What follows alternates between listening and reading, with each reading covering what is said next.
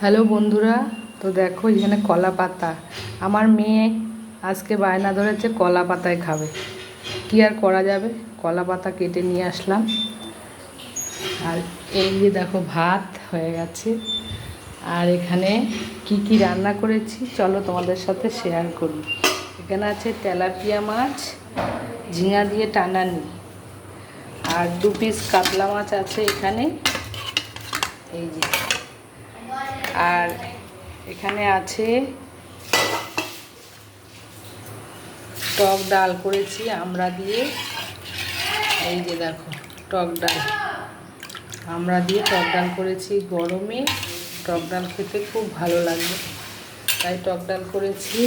আর এখানে আছে গুঁড়ো মাছ,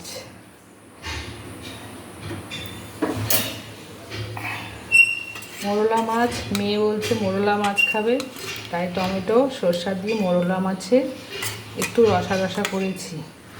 আর এখানে আছে মাছের মাথা দিয়ে মুগের ডাল পোড়া, আর আছে সাথে গন্ধরাজ লেবু।